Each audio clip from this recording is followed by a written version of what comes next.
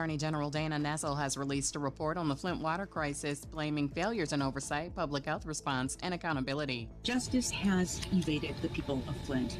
The report also cites a Michigan Supreme Court ruling as a key reason no criminal convictions were secured in the case, which exposed thousands to lead-contaminated water and was linked to a deadly Legionnaires outbreak. House Democratic leader Hakeem Jeffries is facing mixed reactions after reports of a private meeting with Jared Kushner. Jeffries says any discussions would focus on policy issues while critics and supporters within the party debate the move.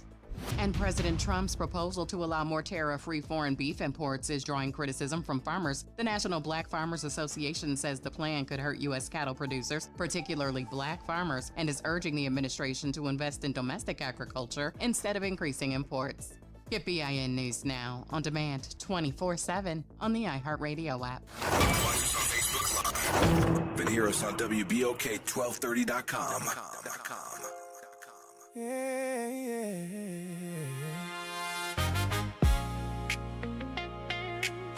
Late nights in New Orleans. Some voices entertain the city. Some voices changing. You already know who on the air tonight. Gerod. Gerard on the radio. Whole city vibing slow. Late night lights in New Orleans glow. Everybody listen close. Gerard on the radio. Truth in the speakers for sure. From the bayou streets to the corner store. Whole city locked in.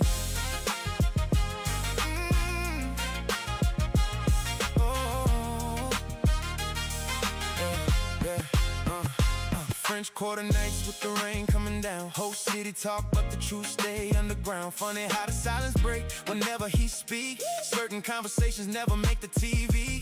Voice through the speakers got the whole city tuned. Higher ups nervous every time he hit the room, cause he say what the people been feeling for years, bringing light to the stories they don't want us to hear. From the uptown lights to the night war pain, every word hit different when it cut through the rain. Everybody know the truth, you never said aloud, till Gerard hit the airwaves and it shook the whole town. And the streets keep calling through the static in the night. Every word feel different when Gerard go live. Gerard on the radio.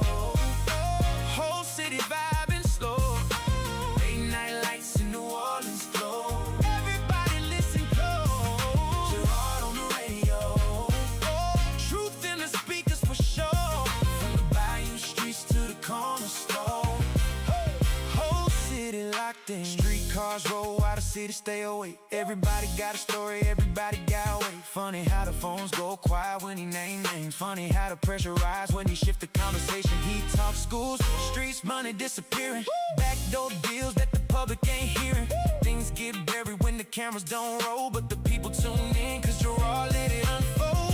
From the jazz in the streets to the smoke in the sky, New Orleans still fighting, still holding it high. And the city feels seen every time that he speak, cause the truth hit harder when it finally run deep. Now the whole town riding with the station on loud, hands high while they sing every word through the crowd.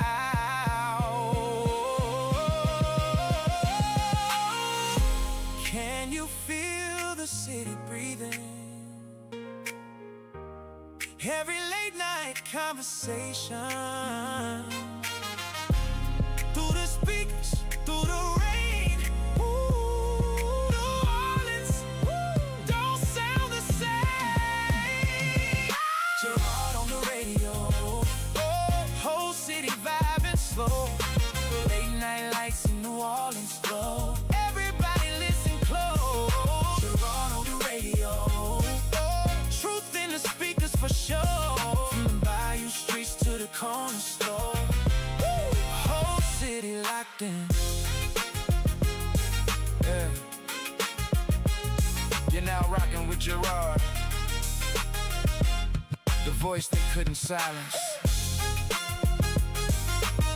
New Orleans, stand up.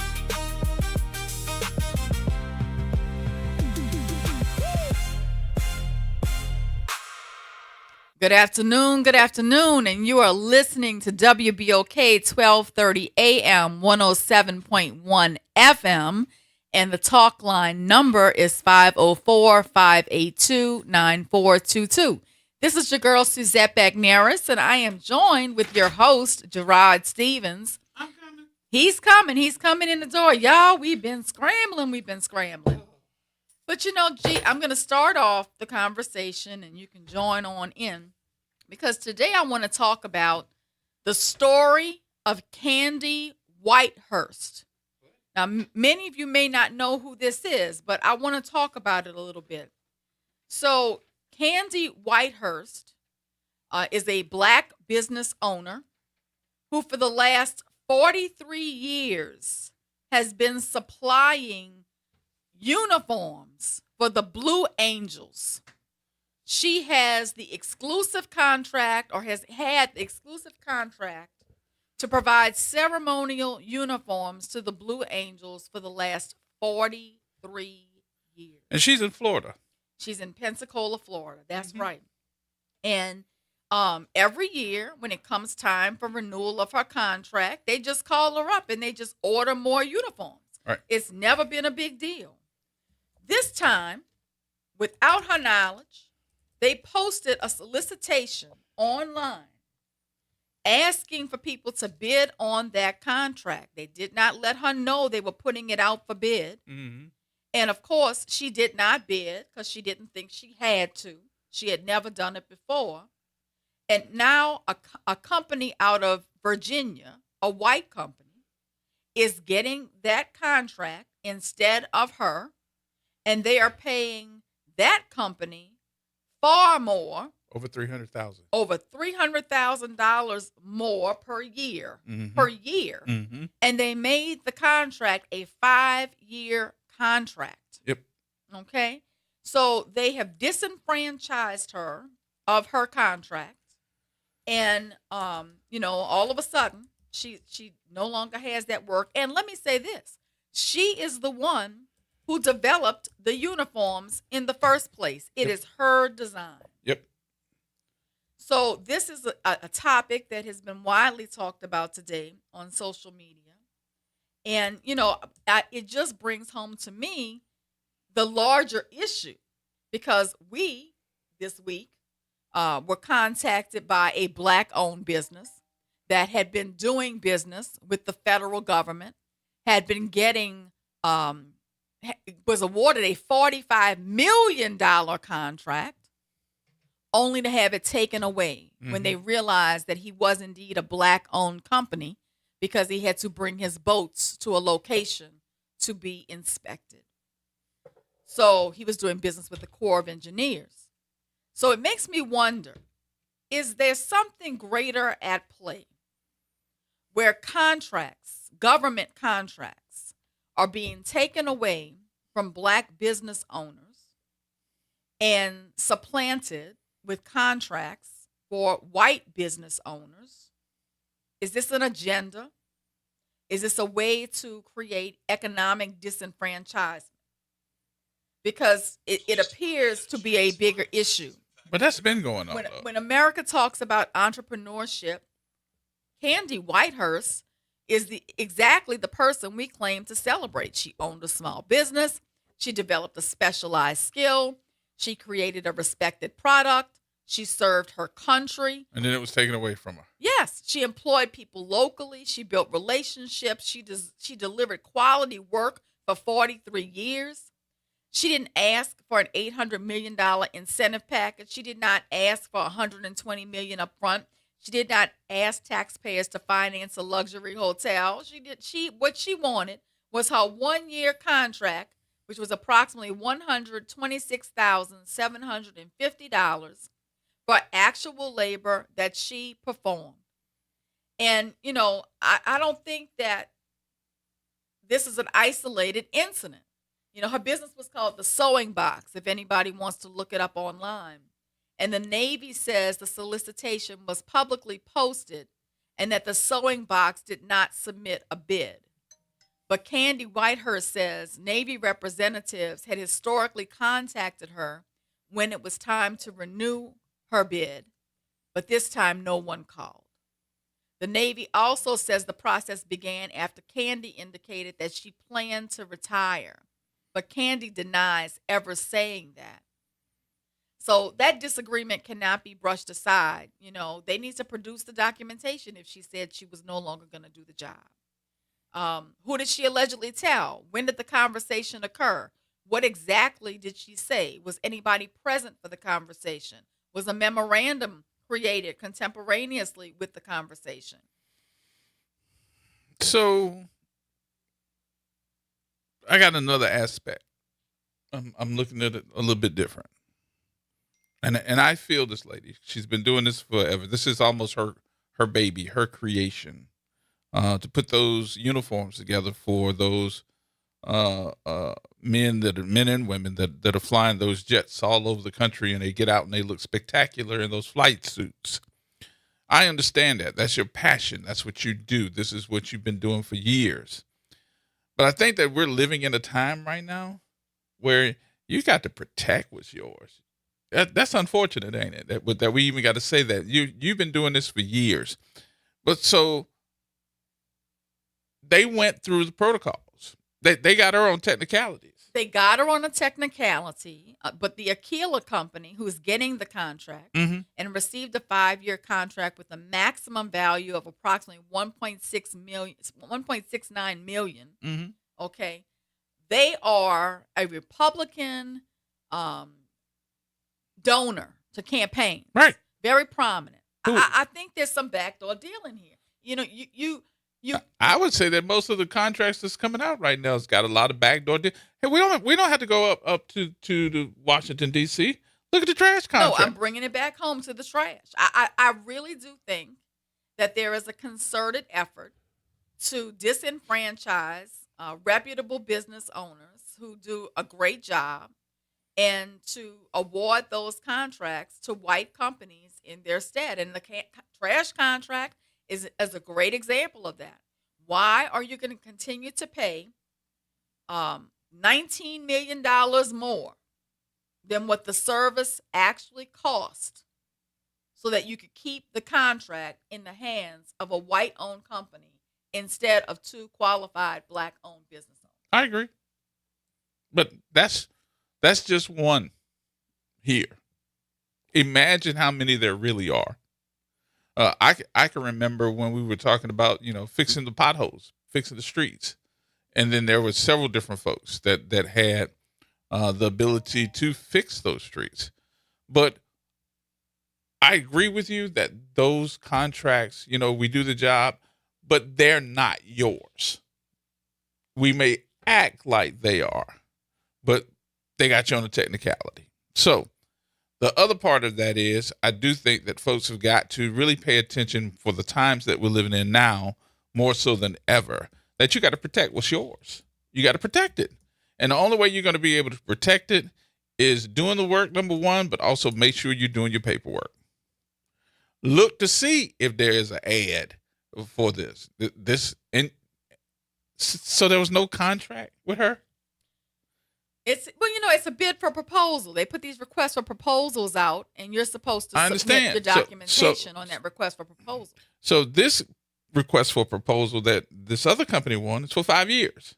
Correct. So she didn't have a contract for 5 years? No, she had an annual contract, and every year they would call her to say, "Oh, okay, it's time to go into the portal. Let's do your contract." Mm-hmm. This was an annual thing for 43 years. And now, all of a sudden, it's put out for bid. She doesn't realize it's put out for bid, and she loses the contract.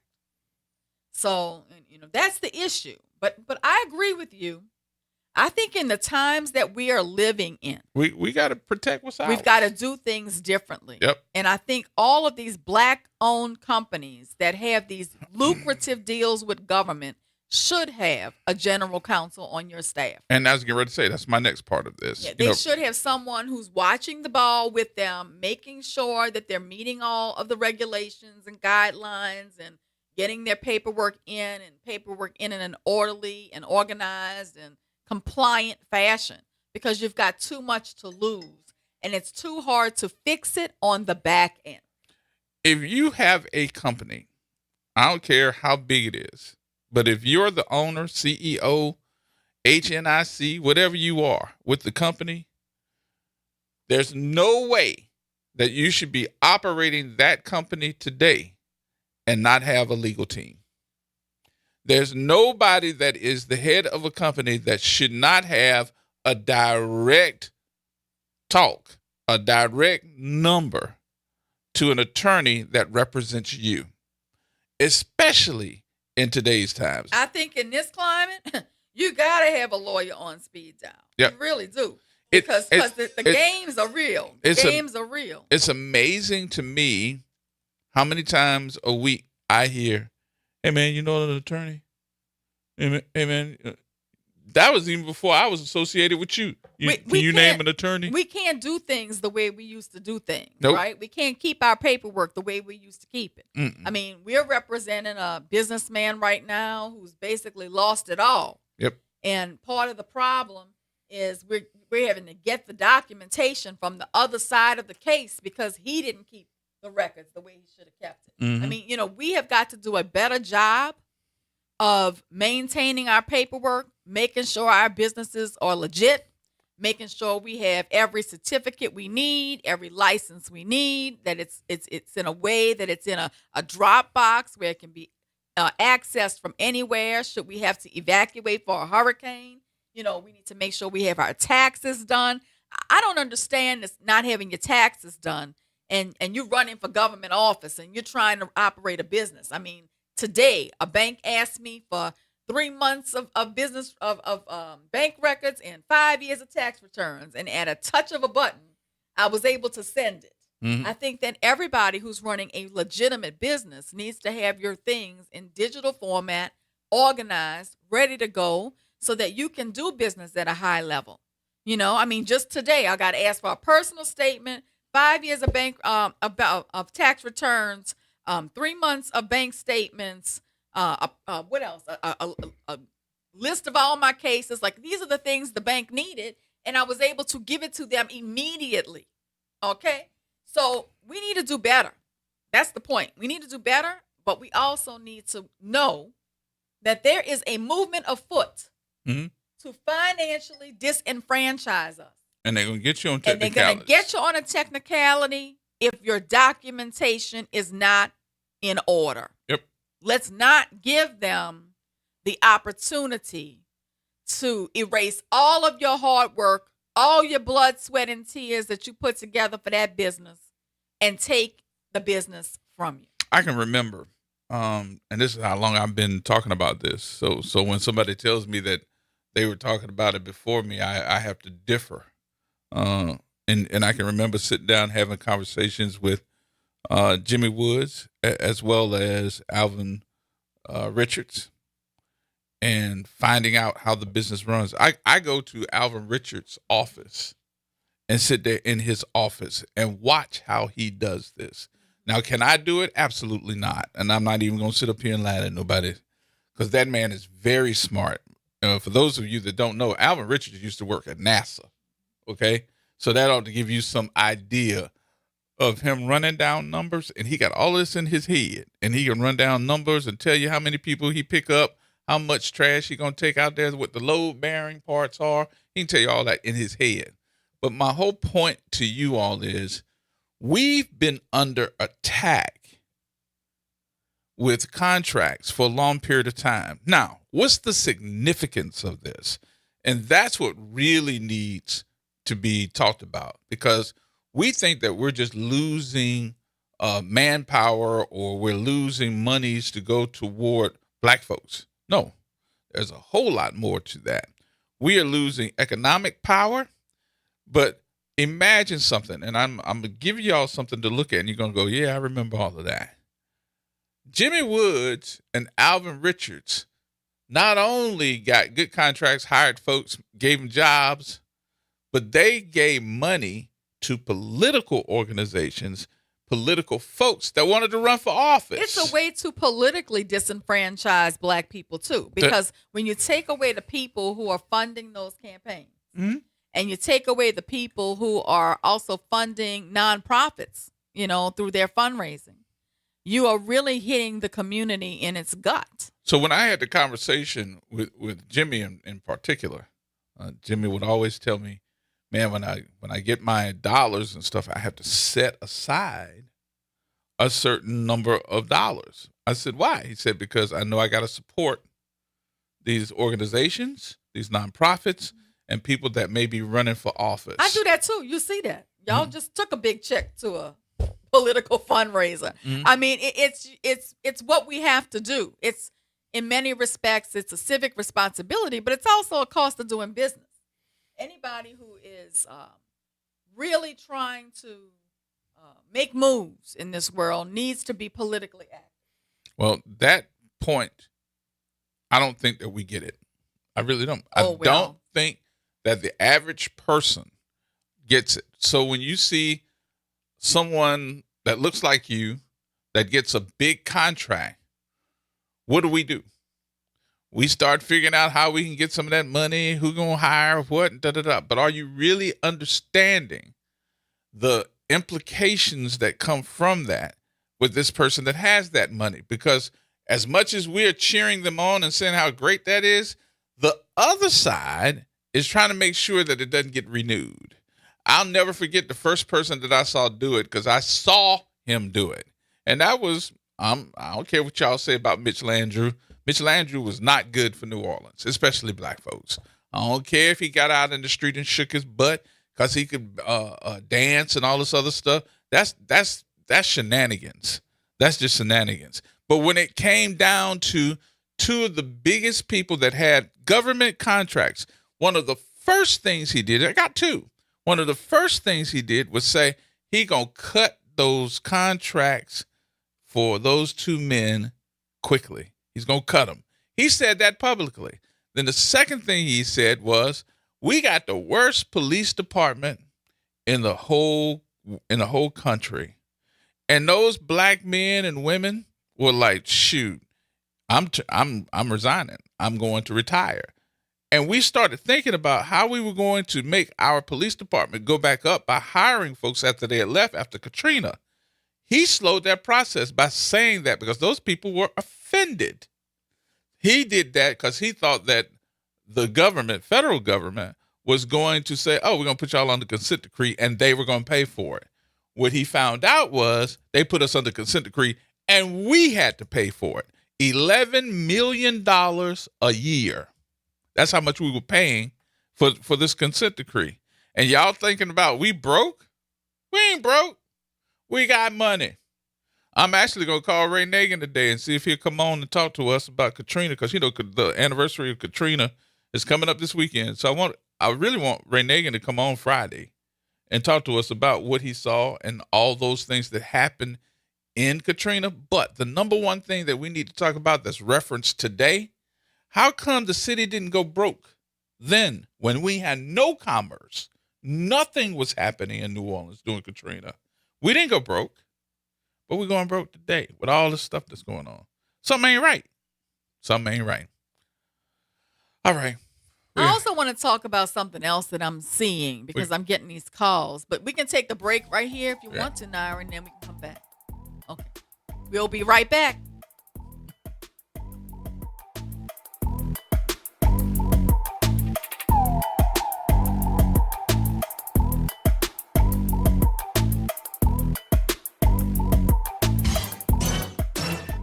Hey, this is D. Riley from the 90s Hits R&B Jams. Make sure you listen to WBOK 1230 AM every Saturday night from 7 until 9 p.m. I'll be giving you the best R&B jams from the 90s. That's right, all your favorites and more. With me, D. Riley, your host of the 90s Hits, right here on WBOK 1230 AM. Or listen online at WBOK1230.com. WBOK, the station you listen to longer. This is The Law in Your Legacy. I'm attorney Pete Hamilton. I'm attorney Ryan Hamilton. Comparing the cost of will, successions, and trusts. A will might only be a few $100s, but your family could end up paying more in legal fees. Trust costs more upfront, but saves time, stress, and potentially thousands. Think of it as paying a little now to avoid a big bill later. Smart planning means big savings for your family. This is not legal advice. That's just a tip brought to you by Liberty Bank and Trust. For more information, go to libertybank.net or contact us at 504-915-5016. Extended through Labor Day, Louisiana residents get half off general admission to the National World War II Museum. Take advantage of 50% off and beat the summer heat at New Orleans' #1 attraction. Don't wait. Plan your visit at nationalworldwar2museum.org. New Orleans is built to host, and at the New Orleans Ernest N. Morial Convention Center, it is where big ideas, major events, and careers come together under one roof. As the 6th largest convention center in the country with a team recognized as a national top workplace, we are proud to power the events that keep our city moving forward. Our staff of more than 450 brings nearly 3,900 years of combined experience, an average of almost 9 years each. If you're looking for a robust benefits package, career stability, and opportunity, visit mccno.com to explore open positions today. Making a difference in the community. WBOK 1230 AM. Here we go. The reality check on WBOK 1230 AM. All right, folks, welcome back. Welcome back. Our number 504-582-9422. That's 504-582-9422 to get in contact with us. In the building, having some conversation on this Thursday. The attorney extraordinaire, you know I had to say it. The attorney extraordinaire in the building, Suzette Bagnaris. What you got? And as we're sitting here, though, we're getting information that more black contracts are leaving city government. Mm-hmm. And that happens all the time while we're on the air. People will inform us what's going on. So apparently there are other very lucrative contracts that were in the names of black companies that have now been taken away by our city government. So, but I also want to talk about this thing that's happening because we're getting calls about this. There's a new way to steal your property. People are trying to gentrify these predominantly black neighborhoods, particularly uptown. Mm-hmm. And so there is a popular bar called the Rock Bottom Bar, and it's been in this neighborhood entrenched for a very long time. And white people who have moved in close proximity to this bar are reporting it to the city for various and sundry public nuisance kinds of things, running up a major tab in fines against this company to try to make it shut down, while the neighboring property owner is trying to push to buy it. He's the one that's calling the city government. He's the one making the complaints against them, while at the same time trying to buy their property. This is a way that we are also being disenfranchised. If they keep calling the city on you and you keep getting fined by the city for all kinds of things, right? They can run up a bill on you real quick and in a hurry, $100,000, $50,000. And for a small business, you may not be able to pay those fines, and they may be able to effectively shut your business down. Wait a minute. Are these the people that Yeah. Okay, all right. So, I mean, that's one thing. That's another way that we're being disenfranchised. And then today we're also getting calls from black property owners in the East who didn't pay their taxes, so that's their fault. Mm-hmm. But their properties are being sold at tax sale. Yep. So, I mean, I'm looking at so many ways that we are being economically disenfranchised right now, partially our own fault, okay, by not paying our taxes or not having our documents in order. But I need you to understand that this is a bigger movement. This is a movement to take your contracts. This is a movement to take away your property rights. This is a movement to disenfranchise. So we need to, at this time, as you said, be very vigilant and make sure we're not giving people the opportunity to take these things from us. So let's go through that part for a minute, just to give some insight. Well, because we're not telling everybody the entire story about what you can do if somebody is taking your property at tax sale, because it's very important for you to understand the rules of tax sales. So there was a small, I'm going to say a small protection. I'm not going to say there was a protection, but it was a small protection that was put in place just in case your property ends up on a tax sale. So what you have now is companies And these companies are coming from all over the country that are now coming to New Orleans and have been for the past several years to go to those tax sales and buy your property. The protection that you have, which really, in my opinion, is not a protection, is that they can buy the property, but they don't get control of that property until 3 years.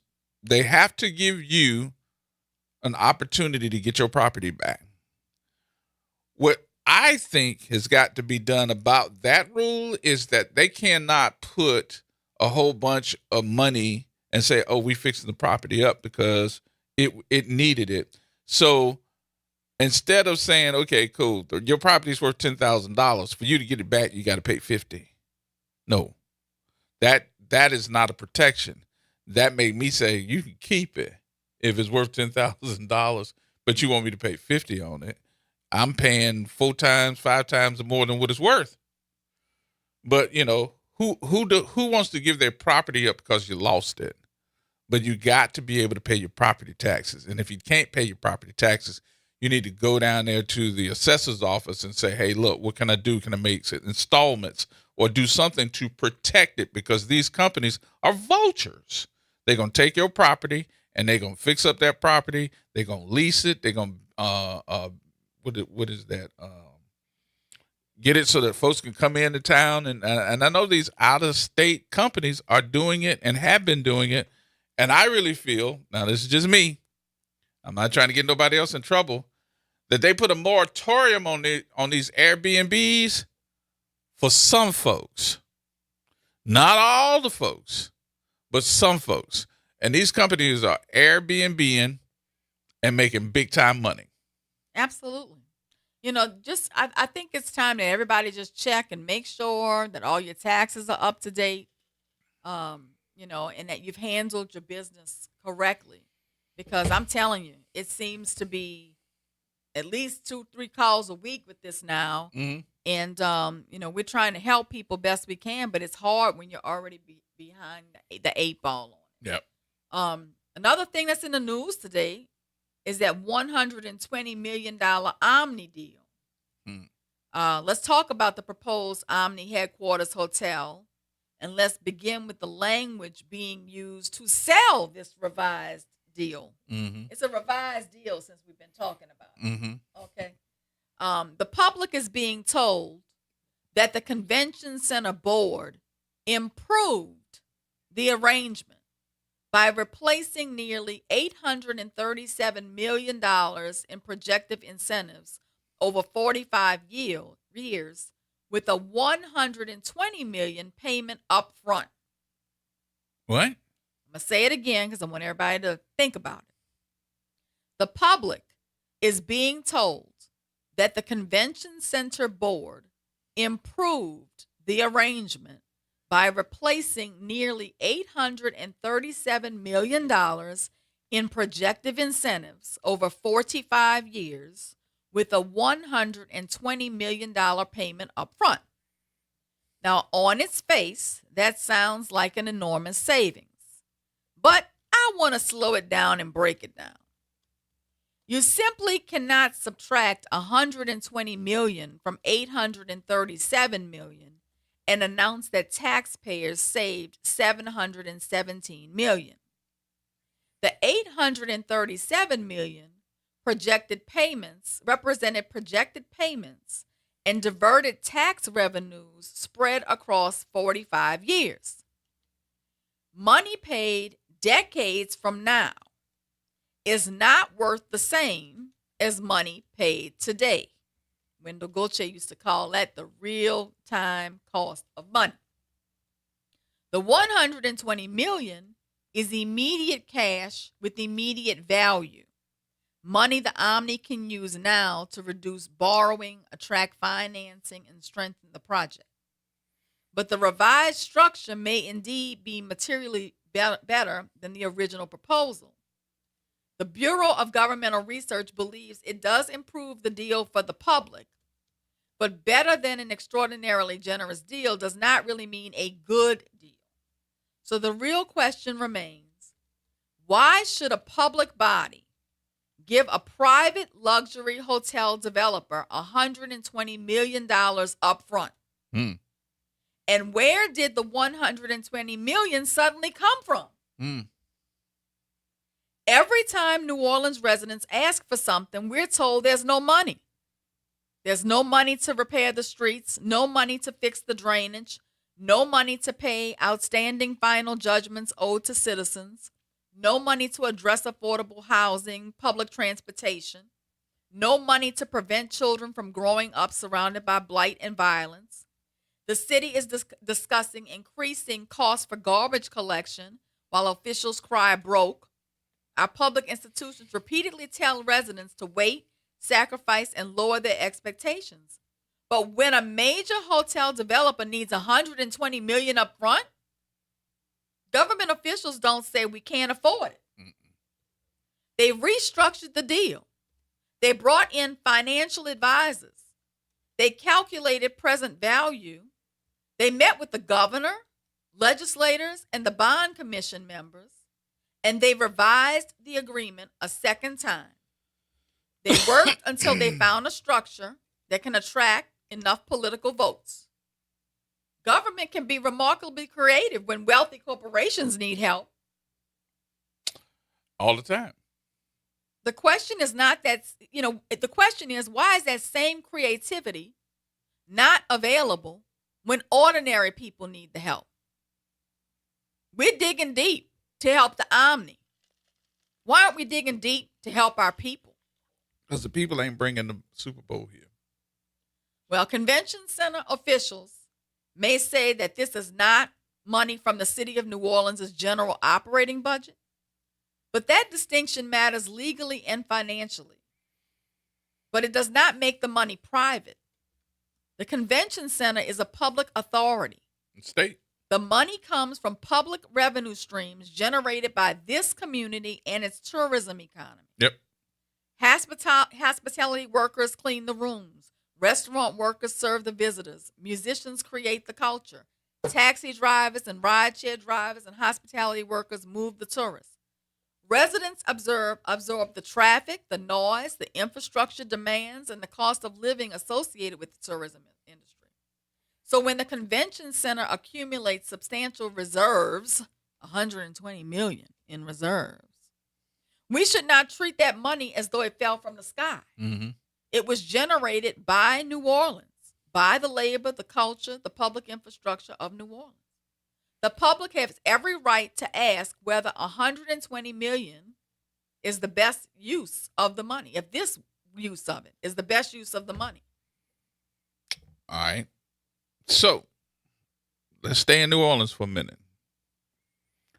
One of the things that I have a problem with, just one, and I probably got two or three, but I'm going to go to one, is the fact that we've been looking around and saying, oh, we can lend this one, we can lend that one. When you see these big industry projects that are coming into New Orleans, we lend them the money. One of which I don't think that a lot of people have kept their eye on or they're paying attention to, and that is the Charity Hospital building, where we've had one of the universities to say, oh, we want to develop it. But we want to develop it and come to you all, the city, and say, can you get us $55 million? Because the project and trying to put it together is going to cost an estimated $650 million. But we need some seed money from the city, which is going to be $55 million. And I'm looking around and saying to myself, the university has money. Some of these endowments from these white universities, not black university, because I'm sorry, the universities like Xavier, the universities like SUNO, universities like Dillard, don't have anywhere near the endowment money that these white universities have. So I'm saying to myself, what makes this city say to a Tulane, a Loyola, we're going to give you that money? And the city council didn't hesitate to give it to them. So we're taking public money and putting it into private university developments and saying that's okay. $55 million. That's half of that $100 million that you're telling me we're missing. And we're furloughing people to try to get it back. And meanwhile, we're moving $120 million from the convention center's budget, okay, in order to make this Omni Hotel a reality. The proposed hotel is estimated to cost $600 million. Mm-hmm. The convention center's $120 million payment would equal roughly 20% of that development cost. So if the public contributes the equivalent of 1/5 of the project's cost, what is the public receiving in return? Does the convention center obtain a 20% ownership interest in the Omni Hotel? No, it does not. Does it receive equity in the hotel? No. Does it participate in the profits? No. Does it receive guaranteed return on investment? No. So what are we getting for giving them 20% down payment? Oh, soft ass. Because y'all beating the hell out of us for money and then telling us that we broke. Tulane University, I just want to give you this so that you'll know. Tulane University, the endowment that the college has is worth about $2.47 billion. That was just in 2025. But yet we're giving them a tax break. They don't have to pay taxes. Right. We're giving them a tax break, and we're lending them money. What are we lending them money for? You have an endowment that's $2 billion. All right, let's go to Loyola University. Loyola University has an endowment of $244.4 million to $247 million. And we're going to do what? We're going to give you $55 million. So my question is, and has been, why are we lending them our money? Why don't you just go to a bank? Why didn't you go to your friends at the bank? Why didn't y'all figure out something else except we have to hear that the city's broke? Have you all had the same opportunity to talk to the mayor and the administration to find out, hey, we don't have that money to lend you all. You all need to go to another funding source. You can't tell me they don't have the money, but you'll come to us and our government says, sure, here you go. Take all the money. Have fun. I don't know. Here we go. What you say, Chuck? Yes. Good evening to you all again. Doing fine here on my father's birthday. He turned 83 today. Oh, tell him happy birthday for us. I sure will. I told him a lot about you all. And my reason for calling, I just heard Sis talking about the Omni. You talking about that hotel? Yes. We stayed there one time in Baltimore. And from what I'm hearing there, I think back to those 96. They had a bad experience at that hotel, and it's something to hear what's going on here. And that was back when I had my mother, your sorority sister, and it was a bad situation during that time. I'm not trying to take you into the past, but what happened? They got in there and they made it rain. They couldn't get anything together. And what happened? The Yankees and the Orioles, they had rained out the game. They're going to save it for the fans. And what happened? They had it all. It's supposed to have been ready for the sorority. And boy, it was a mess. Mom got squared away, and we made for a great stay, but all kinds of things were occurring. And the staff there, they were just horrible during that time. I didn't mean to go into that, but you were just talking about what they're doing, like what you were just talking about what they're doing. There's certain things they say, oh, we can't get the money into this and that. But we had that situation happen here in Monroe from a past mayor. He said, oh, yeah, we can't do it. We don't have the money for this and that. But what happened? He was putting money. He was taking care of North Monroe, and I'm going to land it there. Right. Well, we know what North Monroe is. And, the convention center officials are arguing that connecting a 1,000-room property, to the convention center will help them to compete with Houston, Atlanta, Chicago, Las Vegas, and other convention destinations. I don't disagree with that. I don't disagree with the fact that it's nice to have the Omni come. I guess my question, though, is why are we providing basically the down payment for the construction of the new hotel when we are already in the hole? And what message does that send to the other hotels in the area that are competitor hotels that we are not providing this kind of financial incentive to. Yes. That is something to think about. There's always these type things. They always say, "Oh, we don't have the money," but yeah, and like Gerod was saying, when something like that comes, oh yeah, it comes in. You see it change. Like I said, it's kind of like here in, like I said, Monroe. They're going to deny South Monroe, but what happened? They're taking care of North Monroe, and when I'm here, I see it's just nationwide, and I'm hearing what you all just talking about with New Orleans. Well, I think too that this city says we're broke. Yes. To scare folks. Yes. Yes. And that makes folks and this is terrible to say, but it's the truth. So every time we hear that the city is going broke or we don't have enough money to do something, watch television around here. This is folks that live here, Chuck. So I know you're not here. But watch television here because campaigns begin. What campaigns now? The culinary campaign, the campaigns for all the festivals, and now you have the campaigns of, we need to have vacations here. I know where you're going with this, brother. So I'm trying to tell everybody that watch the advertising campaigns. The advertising campaigns become spend your money in New Orleans so that we can make more tax dollars. We used to get those. Spend your money here so that we can get your tax dollars so that we won't be broke. I'm looking at this, and New Orleans already has hotels that pay taxes, that employ workers, and compete for guests without receiving a $120 million check from the convention center. So how is it fair to those businesses? Think about it, the Hyatt, the Hilton, the Roosevelt, for the government to subsidize a new 1,000-room competitor.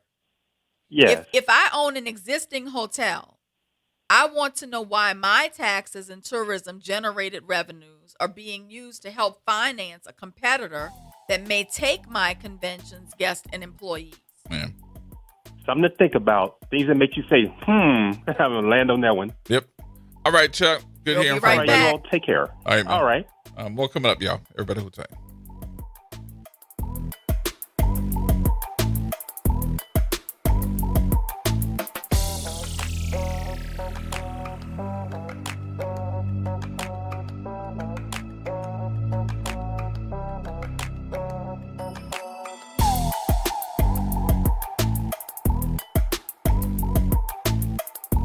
This is Gerard Stevens. And I'm Suzette Bagneris. Each weekday from 4 until 6 p.m., join us for the Reality Check. We talk about news in and around New Orleans each weekday, 4 to 6 p.m. online. And 12:30 a.m. at 107.1 FM. The Reality Check on WBOK, 12:30 a.m. and 107.1 FM.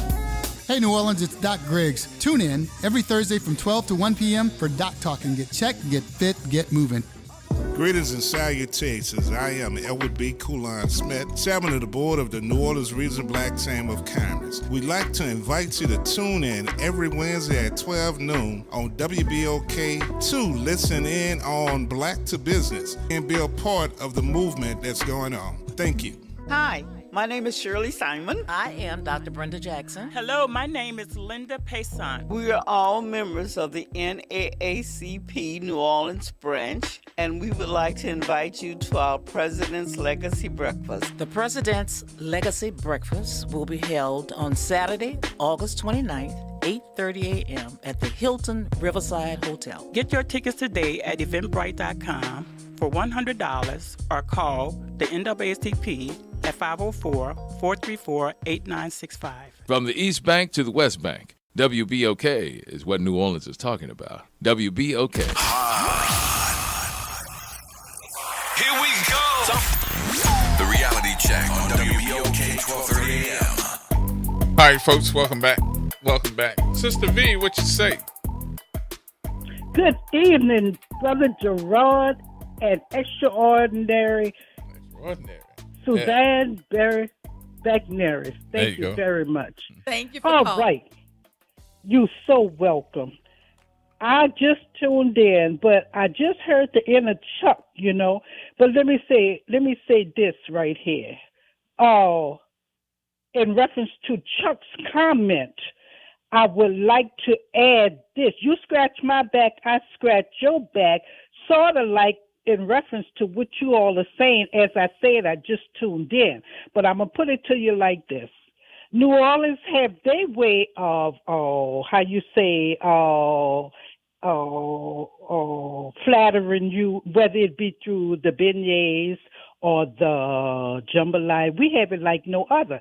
So as Chuck was talking, and he said something about a mishap at one of the hotels during the Orioles-Yankees game, well, which I'm very familiar with because I spent a little time in Baltimore as well. But I'm sure when they went out and they got a taste of those crabs and they got a taste of those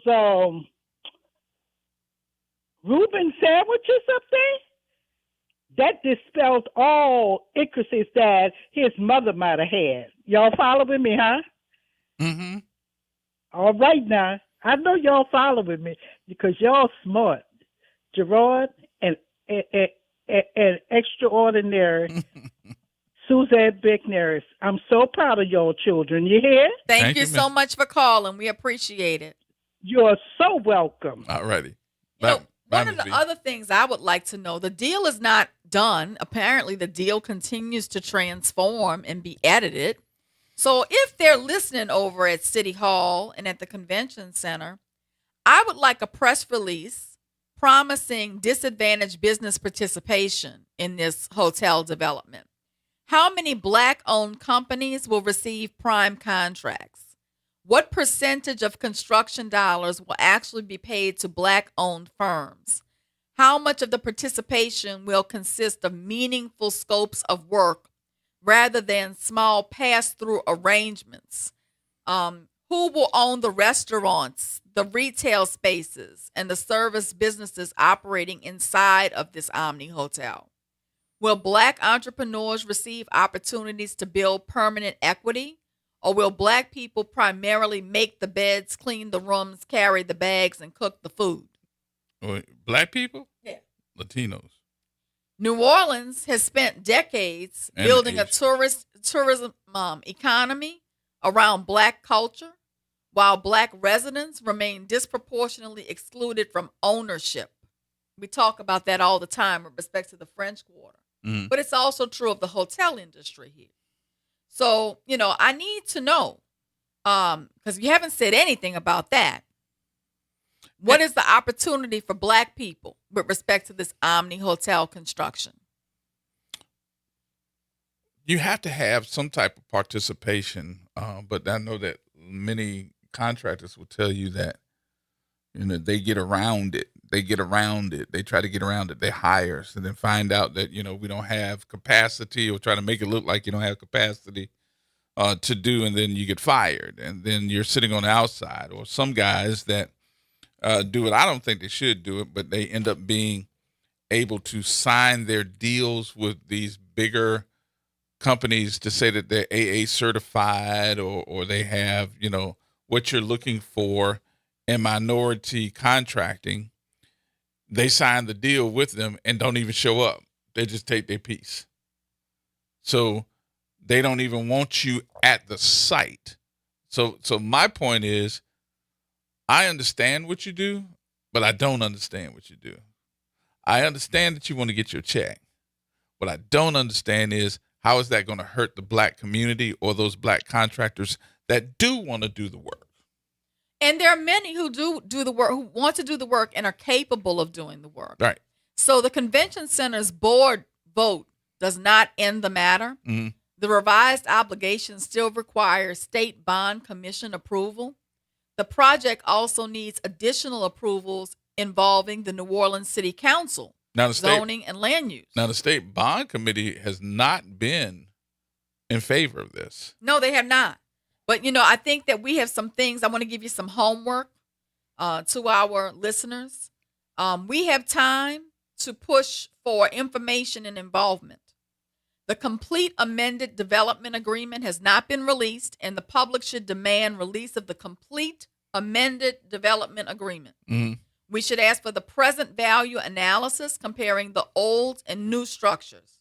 We should ask for Omni's financial projections, which have not been released, the project's capital stack and private financing commitments, all remaining tax exemptions, rebates, and public contributions, the independent feasibility study, the convention center's reserve levels before and after the payment, the repayment, the clawback, and the default provisions, the labor and disadvantaged business agreements. We definitely want to know about this. Yeah, the DBA. And the identities and compensation of every consultant, lobbyist, attorney, and financial advisor involved in this deal. So that's the homework. We need to find all of this out because I'm not hearing anything about minority participation in this substantial deal, almost $1 billion deal. And what's scary about this almost $1 billion deal, which will probably end up being over $1 billion deal with the cost of construction going up every 6 months, every single time that there's some inflation. The scary part about that is the folks that are involved in making these deals, you have a big part of the African-American leadership here that's already involved. But they never use that. They never look out for their folk. And that's what my problem is. Right. So I'm going to ask these black folk, as Mr. Harrell would say, so-called black folk, on the city council to do your job. Mm-hmm. If this deal proceeds, the $120 million cannot become an unconditional gift. Who are you looking out for? But right, who are you looking out for? And the agreement should contain strong clawback provisions. And it shouldn't be them same big Negroes. It should not. Okay, I'm so just saying. I just told you what you need to be asking for city council members, and I sure hope that you are going to make sure that some disadvantaged and black-owned businesses are at the table, not just as figureheads or placeholders, but to make substantial money from this deal. Because we all know that when you hire these black-owned businesses, they also hire black people to work. So if you have a deal that's over $100 million, you trying to tell me that we don't have any black folks that become millionaires? You include black folks because you have to, but nobody can tell me how many of these $100 million deals make black millionaires. $837 million deal, y'all. Mm-hmm. Who are the black folk at the table? And we're not at the table. I need to know. And we are a majority black city council. Yep. I need to know black folk on the council. Who is at the table, representative of our community, and participating in a meaningful way? Because I got to tell you, $837 million commitment. I have not seen, and maybe I'm just not looking hard enough, but I haven't really seen black folks that are cheering this on and getting behind it. And I don't think they're not getting behind it because of the fact that they can't. I think they're not getting behind it because they're not included. It's silent as to black folk. I mean, I'm watching big money change hands in this city and in this country right now, and we're not included. Nope. It's happening all around us, and we are not included. And I don't understand it in a minority majority city. Who's included in that chair? Okay, let's go through some big projects. Let's just go through some real big projects right now in the city. That's not even including the mediocre or the small projects. Let's go through some big projects. Tearing down the Lindy Boggs. Right. Which of the black contractors is involved in that? Who got the contract? We did not. And how many millions is that? 11? 11 to 16? We need to look it up. We're going to look it up. Let's look it up. I need to know. I think we need to start paying more attention to these big contracts and where they're going in our city. And what I'm willing to bet you is you're going to find it's going to white folk and not black. Yeah, every time. And our city council should be ashamed. We'll talk about it in a minute. Not spreading the wealth in their own community. Yep. All right, y'all. News is next. We'll come right back.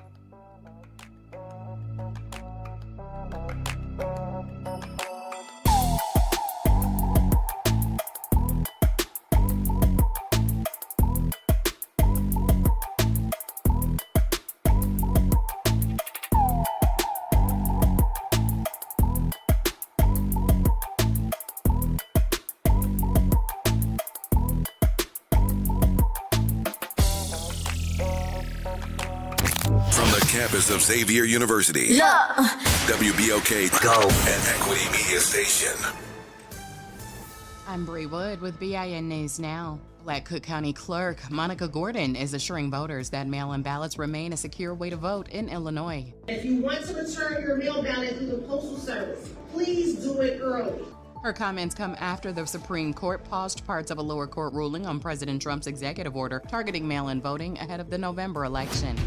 NIPSCO says 99% of power has been restored in Northwest Indiana after severe storms left 373,000 customers in the dark. Just over 100 utility customers in the predominantly black city of Gary are still without power today, while crews are finishing up repairs. And Jay-Z is bringing a special 30th anniversary pop-up experience to London. Opening today in Camden, the event will feature exclusive merchandise and celebrate the hip-hop icon's upcoming concert at Tottenham Hotspur Stadium in September. Get BIN News now on demand 24/7 on the iHeartRadio app. It's Off the Top with Norman Robinson on WBOK 1230 AM. Folks, what happened with our city's trash service is, well, trash. It's ridiculous and unacceptable. New Orleans finds itself burdened by a sanitation system that lost $21 million last year. And those of us who call the Crescent City home pay $24 a month, but that doesn't even come close to what City Hall is paying for trash pickup. And what's worse, we may have to pay more. So just how in the hell did we get here? Part of the answer can be found several years ago. Richards Disposal was collecting garbage in much of the city. The company had its problems, missed pickups and serious complaints following Hurricane Ida and during the COVID pandemic. To be fair, the city had every right to demand better. But in 2023, Richards made an interesting proposal, offering to extend their contract in a large portion of the city for 3 years, collecting garbage for only $18.75 per household. The company claimed that would save New Orleans more than $19 million. But the city declined. Instead, the Cantrell administration awarded that service area contract to IV Waste Management for 7 years. The administration argued that IV Waste offered better service, new equipment, recycling, GPS tracking, and greater accountability. The majority of the city council approved it. Councilman Oliver Thomas was the only vote against it. We've since learned now from the legislative auditor that the city spent more than $59 million last year in sanitation services, while collecting only about $38 million in sanitation revenue. The auditor discovered something else that's almost unbelievable. The city may have been paying for pickups at thousands of addresses that were vacant, duplicated, or otherwise ineligible. Mayor Helena Moreno didn't simply inherit the problem, though. She was a member of the city council when it approved the IV Waste contract.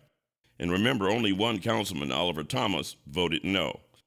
But that doesn't mean anyone could have foreseen the predicament that followed. And Mayor Moreno certainly deserves credit for confronting the sanitation deficit. But the people who approve major public contracts have an obligation to ask before casting their votes. What are we buying? Is there a less expensive way to get the job done? So, before City Hall asks taxpayers to pay more for garbage collection, it owes us an accounting of just how we ended up paying so damn much in the first place.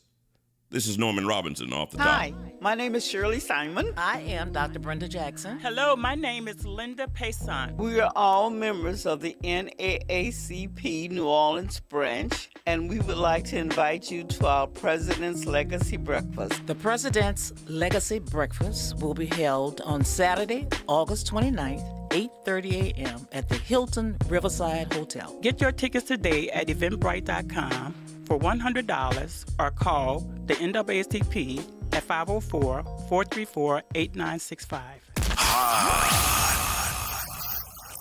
Here we go. The reality check on WBOK 1230 AM. All right, folks, welcome back. Welcome back. It is Thursday, the reality check.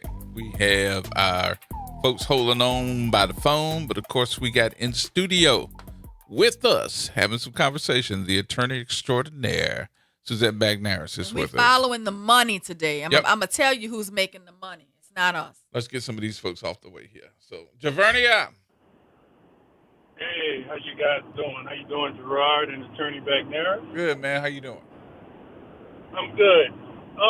As I'm listening, I don't have a problem with you guys talking about the contracts that are available, but it seems like it's mostly the construction side. There are a lot of businesses like mine that are more on the professional side dealing with insurance because, of course, that's a major part of any type of large development. Correct. But yet, there are very, very few of us, and I'm actually on the state list to be able to, bid for those contracts. I never even got a notice or anything about this particular bid because they handpick who they want to give it to. Oh, absolutely. And this is the problem, okay? I mean, you're right. Insurance plays a big part of any major development like this. And there are a number of black brokers that definitely could handle this business and have reputable businesses to do it. But they're not being told about the request for proposal or to bid on the project. Mm-hmm. And that is a problem. We're not at the table in any capacity. So, Javerna, one of the things too that I've noticed, and I know that probably you'll hear some out of state calls come in when I say this.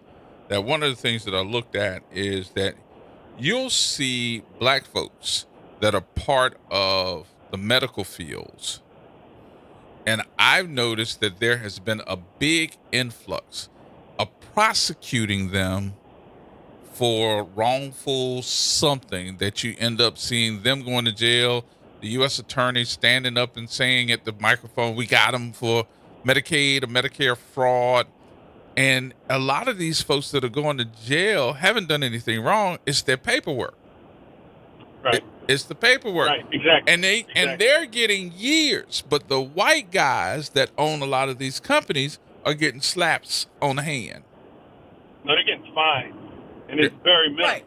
They're getting fined. I just saw one not too long ago. Somebody that I know, got several years, and the guy that owned the company was in court saying, "I don't know who this person is. We did this, we did that. I don't even know who she is." Da da da da. But she still got the brunt of the time, and he got a slap on the hand for walking away with millions. Yeah. So what happens is the larger company will reach out to smaller agencies and say, hey, I need so many people because we have this many contracts that we're trying to work with.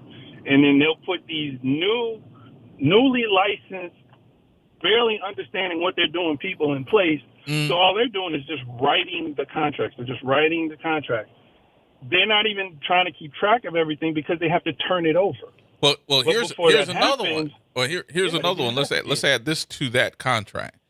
I'm noticing that the transportation companies that are doing the non-medical transportation of folks that, they need rides to go to the doctor, to the store as part of their Medicaid, Medicare. The majority of those companies that are here are owned by black folks, and they starting to strangle them. Yeah. I'm like, wait a minute. How do you not give the people that need rides to go ahead, just do things in their everyday life? Those folks go out there and pick them up, and now you have mediators. Those guys come in between the contact of the person and the person that has to call in to say, hey, look, this person's called me. I want to make sure that we get paid for it, because you go out there and pick up somebody and you don't have permission to do so, they won't pay you. But guess what they're trying to do now? They don't want you to do it, but they put them through the ringer because they got to go through all these different steps to get licensed. But now they're saying you got to go through it, but Uber does not. So the folks can pick up an Uber and go wherever they need to go. Exactly.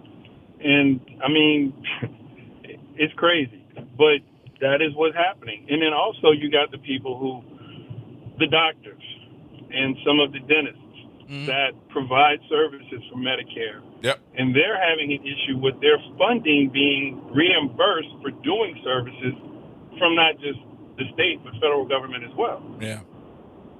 It's a game that's being played. Absolutely. I mean, we don't even have the instructions. We're looking at the public money for the Lindy Boggs Mercy Hospital project is flowing through a private-public agreement with Mercy Partners, LLC. and the property owning development entity associated with Woodward Interests. So we're looking at who's involved at the table, right? So Mercy Partners, I just looked it up, is owned by Lawrence Stansberry III, Paul Flower, William Hoffman, Heather McGowan, and that's the owners of Mercy Partners. And Woodward ain't even from here, right? But they got a building right across the street from the radio station. The principal publicly associated with the project is Bill Hoffman, the president of Woodward Interest.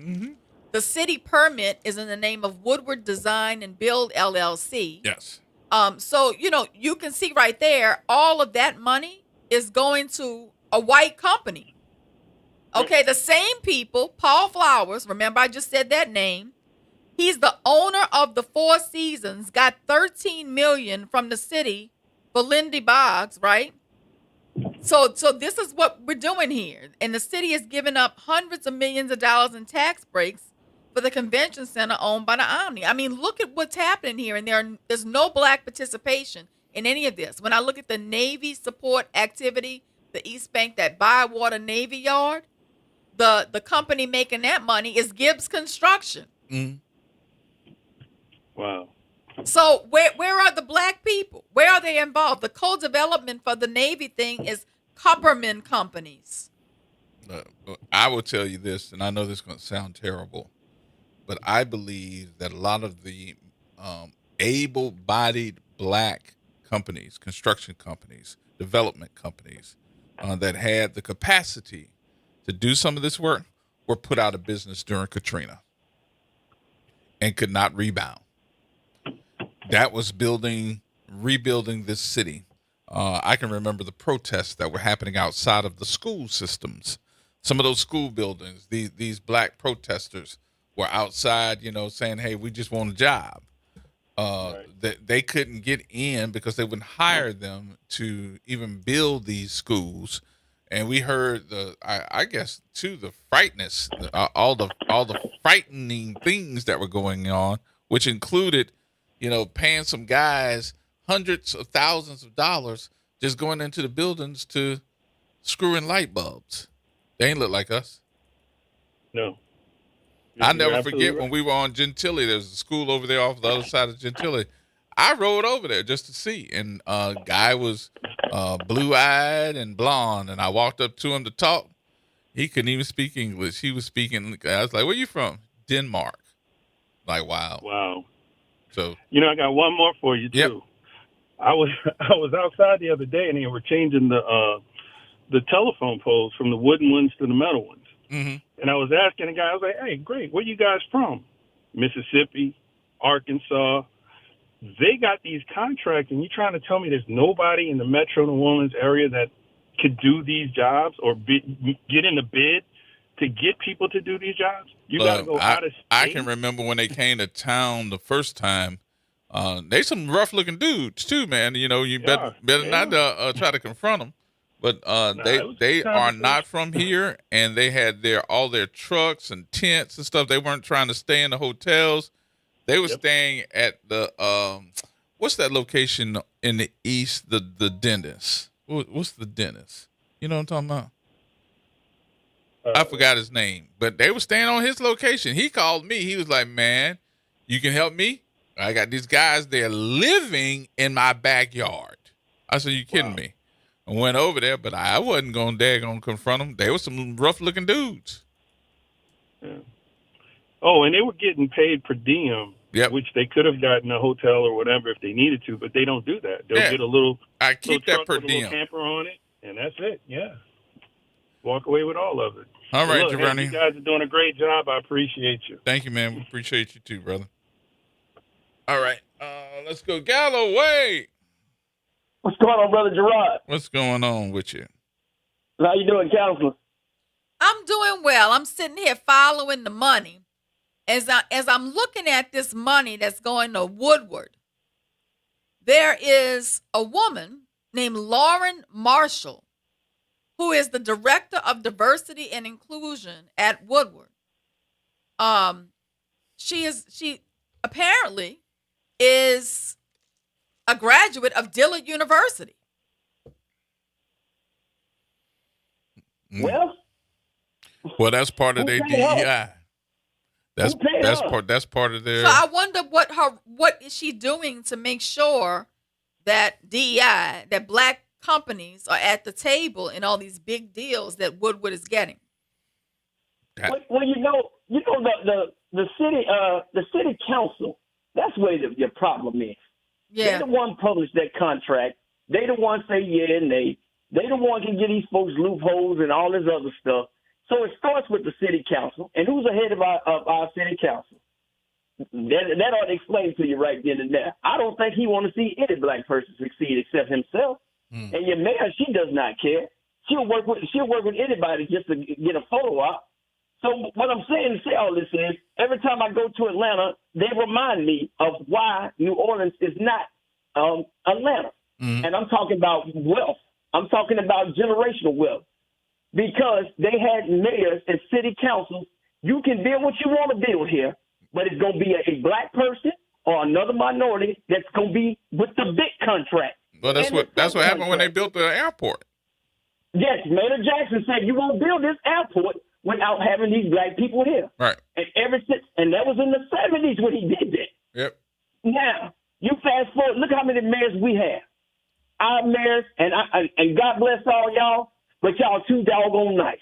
You black people that's in political office, y'all want these folks to like y'all. They don't like y'all. They'll smile in your face and they'll even vote for you, but they don't like you because they know if they son or daughter has a business and they need a contract, City Hall, a city council is going to give that contract to them instead of to these black business people that's coming in. They're trying to make money. The people that live there. They'll let us fill a pothole, but they will not let us own the truck to fill the pothole. You see what I'm saying? And that goes back to city council again. So until we get these scary black politicians out of place and say, you know what? This $837 million contract is going to be a bunch of black people in this contract. If you want to say it's about race, so what? Y'all putting white people up in there. Nobody's saying anything. So once again, WBOK, thank y'all for bringing this contract situation to the forefront because our people need to hear this. Y'all voted for a mayor that does not care about black people. The city council at large, J.P. Morrell, does not care about black people. He thinks he's a French Creole. He does not think he's Haitian Creole. But every now and then, they have to put him in his place, like Liz and Jeff put him in his place. You still N-word to them, J.P. Morrell. But anyway, I digress. But y'all have a good day. It's 40 ounce time. Y'all get out of here. All right, Galloway. Yes, indeed. All right, you want to take the break here or you want to wait? You want to take it? You want to take it? All right. Hey, Ron, hold on. We're coming back. More in just a minute, y'all.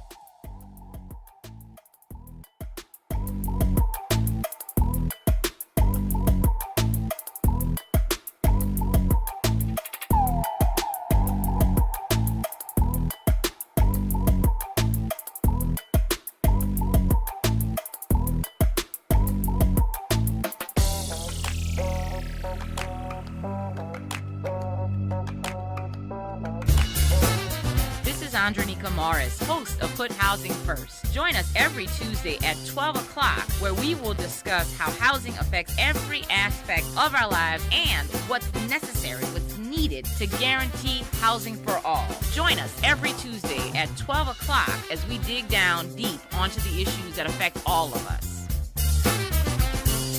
Step back into time and experience the moments that shaped our world at the National World War II Museum. This world-renowned museum brings history to life, telling the stories of the American experience in the war that changed the world, why it was fought, how it was won, and what it means today. From immersive exhibits to powerful personal stories, this is more than a museum. Go to nationalww2museum.org and plan your visit today. Hey New Orleans, it's Doc Griggs. Tune in every Thursday from 12 to 1 p.m. for Doc Talk and get checked, get fit, get moving. Hi, my name is Shirley Simon. I am Dr. Brenda Jackson. Hello, my name is Linda Payson. We are all members of the NAACP New Orleans branch, and we would like to invite you to our President's Legacy Breakfast. The President's Legacy Breakfast will be held on Saturday, August 29th, 8:30 a.m. at the Hilton Riverside Hotel. Get your tickets today at eventbrite.com for $100 or call the NAACP at 504-434-8965.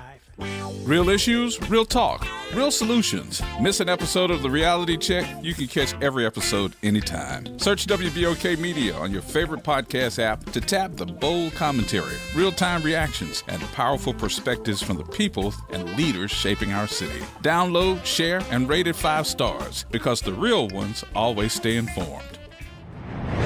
Making a difference in the community. WBOK 1230 AM. Here we go. The Reality Check on WBOK 1230 AM. All right, folks, welcome back. Hey, Ron, you've been holding, brother. What's going on with you? Oh, gee, what's going on, brother? You the man. Trying to be me extraordinaire. What's going on with you? Man, I'm watching the money move, and the money moving so fast, I can't see who's grabbing it. I don't see us getting none of it. Look at here. It's definitely an honor and a privilege to call behind Galloway. Listen, you remember, a couple of, I won't say months ago, probably more than a couple of months ago, it was a certain the transportation company that came on the show, and there was a certain person who that was Fatima. That's what I was making a reference to. That was Fatima. Fatima and her husband have I think they have somewhere like 20, 25 vehicles. They stationed an executive. Who was the representative though? Huh? That's what the community needs to know. Who was that brother that was sitting in the office who they went to and had the meetings with, and he told them that was not going to happen. Not only did he say that wasn't going to happen, he also made it easy for Uber to come right on in because the white boy had went to him on some sidebar stuff to go ahead and start the process to get the black people out the way so they can make the white boy go smooth on in there, with the Uber deal. You remember that? Yeah, but I mean, that was something from the state level. That was either Hughes or Duplessis, huh? Wasn't one of them representative or something when the sister and husband came on the radio? Yeah, Jason Hughes. They were having a problem with Jason. So that's what I'm saying, But when me and people like Galloway was just saying, when we call in and expose all that, people have a problem with us instead of having a problem with the people that's perpetuating these things that's going on. Because this is not, by coincidence that this is going on right now. Mm-hmm. That sister and husband came on here and warned us what was going to happen. But there's certain people that sit in these seats of power that's making things like this happen, who have the power to make a difference, but not, or should I say, they're not making a difference as it relates to us in our community. You know what I'm saying? But when I come on here and say I want something for my vote, they looking at me like I'm crazy. And that's what we fight against. We keep on allowing these same people to do the same stuff to us over and over again and wonder why we be in a predicament that we in. Well, since that time, I mean, he was a state rep then, but now he is city council. So, but my question is always going to be, what changed except for the position of the person that seems to be holding things down? My question is always going to be is what is you doing to improve the development of these young entrepreneurs that invested their money in all of these vehicles to do this business. And all the paperwork that comes with getting the vehicles to even do the business. And look, before you can drive one of those vehicles, that she's the main reason why I know what I'm saying. Because they taught me all this stuff. Before you can even drive a vehicle that's a non-emergency type vehicle that's running through, I guess, the state and also Medicare, you have to do background checks on those folks. You have to learn how to check them out to make sure that they know CPR. It's a whole issue. Well, I tell you what I'm going to do, because I'm tired of watching the money change hands and we're missing it. I just set up my AI agent with a Watch the Money project. Okay? So we're going to do a Watch the Money project where every day I'm going to have my AI agent monitor the New Orleans City Council agenda, Convention Center board meetings, Sewage and Water Board procurement, RTA contracts, Aviation Board, Louisiana Housing Corporation, State Bond Commission, State Capital Outlay Projects, Come on, federal sister. grants, housing tax credits, Come CBD, on, yeah. disaster recovery money, school construction, Let's hospital go. expansions, and public land leases. And I'm going to ask you to tell us every day when a major project is coming out for bid and what the opportunities are for us. And I'm going to start announcing it on the air. How about that? Straight up. But this the thing too, and all that's good and what you're doing, all that is perfect. But what are we going to do? You know, we all got to take and play a role. You know. Let me ask you though. Let me ask you your Go ahead, opinion please. on this, because this is important, and I think that a lot of folks are missing it. And that part that they're missing is, do we have the capacity to be a part of these contracts? Because some of those primes will tell you, well, I didn't. And this is a get over for them as well. You know, they say, well, we didn't get any primes because nobody had the capacity to do the work. Well, we may have people who have the capacity and may not know about it, or we can come together to create the capacity, right? There you So go. I That's just it set right up there. my AI agent. I'm going to tell y'all to do the same, okay? I just learned of many deadlines that are coming up. One at the airport for, oh, Lord, it's giving me so many alerts, y'all. I can't keep up with them. But I'm going to start posting it. I'm going to figure out where I'm going to post it. But there's so many bids that are coming out for proposal right now that some of us in our community may be able to handle. And we just don't know about it.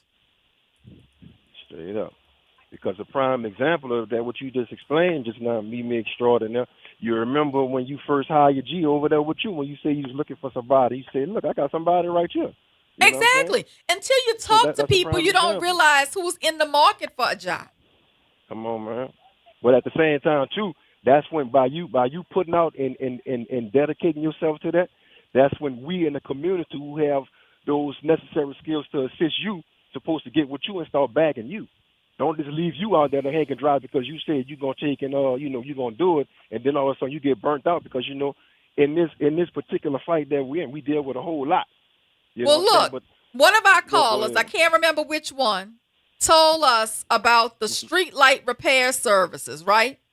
There's a solicitation, 4752, open for bid with the City of New Orleans Department of Public Works, the scope of work, street light repair services.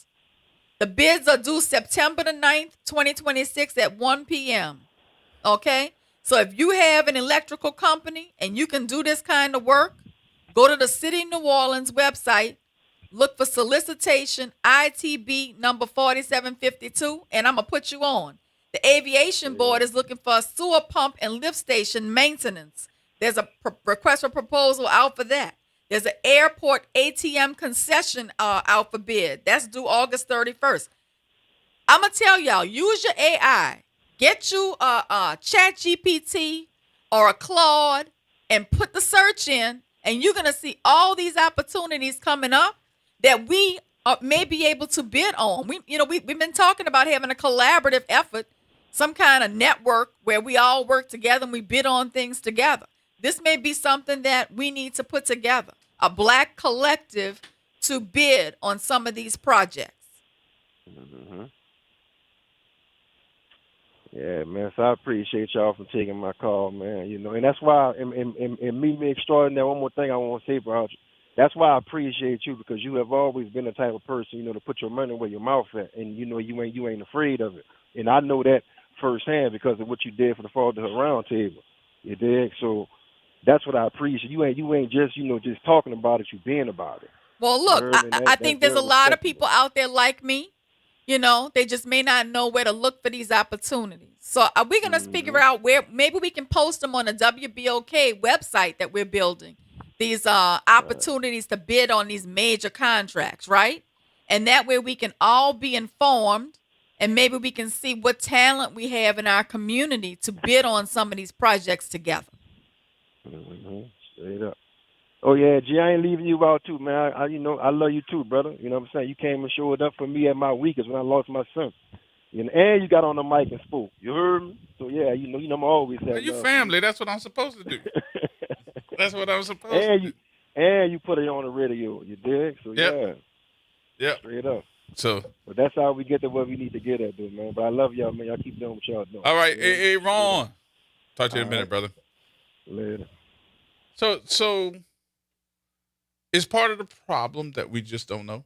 I think that's part of the problem. Is, I mean, look, is it hid right in front of your face? you saw how quickly I did this. Mm-hmm. I did it while I was sitting right here. It took me 3 minutes to put together the request, okay, for my AI agent to go on and pull all of these projects for me. All right. Our young people do stuff like this all the time. They know how to tell that chat to get them what they need, right? So we just need to be more intentional about becoming knowledgeable. Knowledge is power. And the other thing, too, that you will need, which is going to be very important, just don't send them something like, I can do this, and here's what I can do. Put together a package. Your package has got to look good. It's got to say the words that are needed. It's supposed to give them numbers. When your bid is out there, you got to beat a whole bunch of folks. And honestly, a lot of the bids, these folks that are bidding don't look like me and you. Look at this one. State Architectural Selection Board. The deadline for this is September 1st.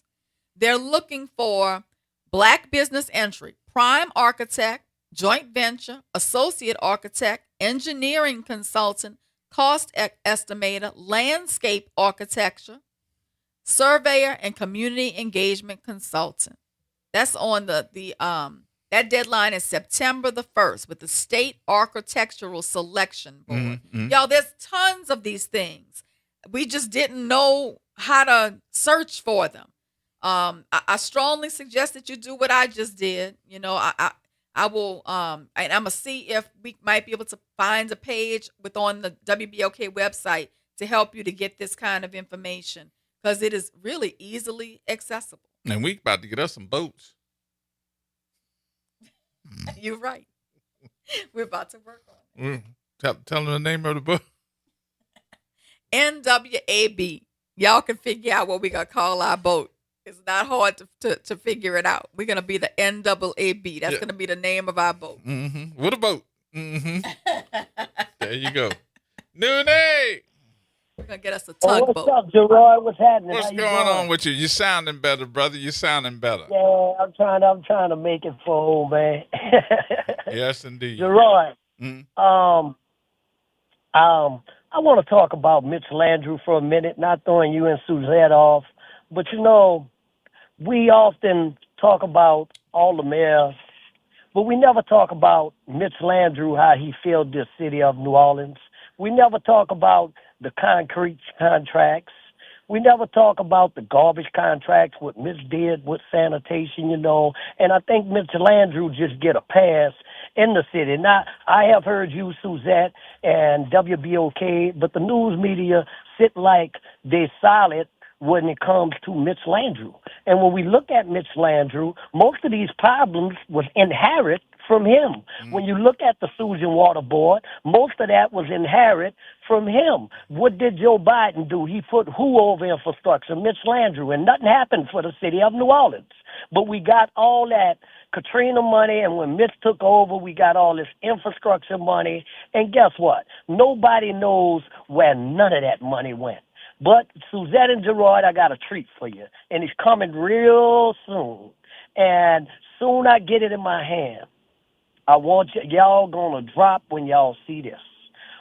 Over $13 million was stolen under Mitch Landrieu for the Susan Water Board. That's all I'm gonna say. And so I'm waiting to get the papers in my hand because I want you, Suzette, to go through them. And it's a disgrace, you know. I look at this Susan Water Board, man, and we gotta be real. Kassan walked away with $500,000, and at the end of the day, nobody said nothing. And at the end of the day, they went out and bought this $300 million plant. Now, we know this guy, Heyman or whatever his name, came here, but at the end of the day, nobody is going against the company. Because if you, Gerard, or Suzette go out to buy a new car, a new house, and I know damn well if that house don't work, Suzette going to put that fire on them and sue the piss out of them.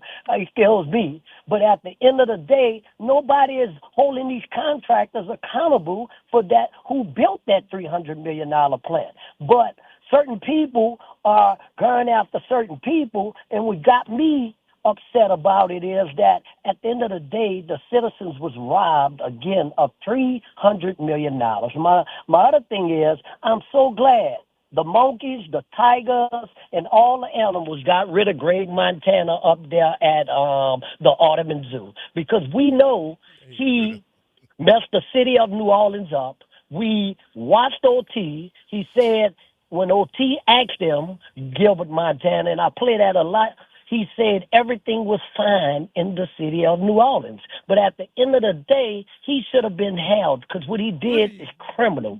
He went to 2 other cities and bankrupted them. But at the end of the day, he sent all that money to the Audubon Zoo, and after they used him, he talked about raising the prices, and the people say you got to go. When you mess with the animals, you got to go. You want to raise the prices up, because you know at the Audubon Zoo, some black children are not privileged to go up there, but when he went to trying to double the prices on those white folks, those great white folks, the big white folks up there, they got rid of him. And at the end of the day, Gilbert Montana should be held accountable.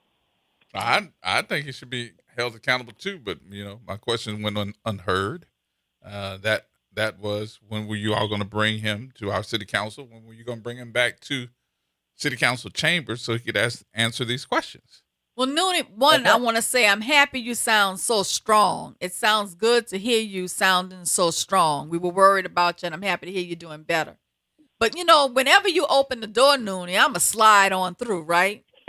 So you open the door. You want to talk about Mitch? I'll talk about him with you. New Orleans experienced billions of dollars in construction. Billions with a B. Dollars in construction, tourism, real estate development, and public investment under the Mitch Landrieu administration. But the economic growth did not translate into economic equality. By 2016, the median black household income in New Orleans was $25,324 compared with $67,884 for white households.